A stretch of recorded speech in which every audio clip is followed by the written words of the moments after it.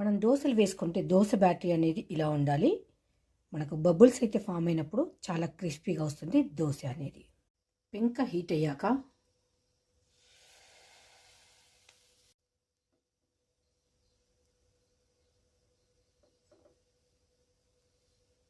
కొంచెం oil apply చేసుకుందాం.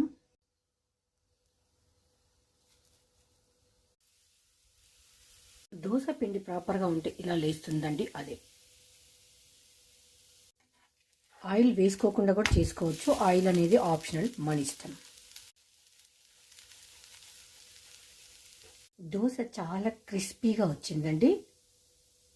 మంచి గోల్డెన్ కలర్లో దోశ అయితే వచ్చేసింది. చట్నీ సాంబార్తో తింటే చాలా టేస్టీగా ఉంటుంది. చాలా పల్సగా వచ్చింది చూడండి. కావాలి అంటే దోశ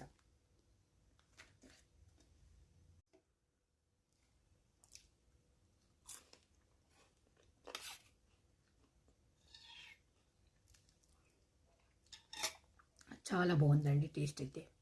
దోశలు ఇలా క్రిస్పీగా వస్తే ఒకటి తిందామని ప్లేట్ ముందర కూర్చుంటే మినిమం 4 లాగిచ్చేస్తామండి, అంత బాగుంది. మనము పిండి అన్నీ రుబ్బి పెట్టుకుంటే మార్నింగ్ ఎలాంటి హడావులు లేకుండా ఉంటుందండి. ఈజీగా చేసుకోవచ్చు ఎన్ని దోశలైనా.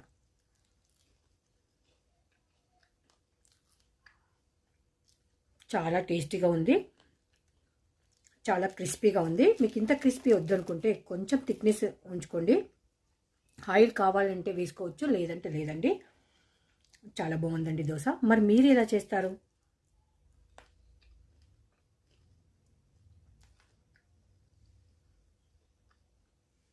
నేనైతే పల్లీ చట్నీ అండ్ సాంబార్తో లాగిచ్చేస్తున్న దోశని.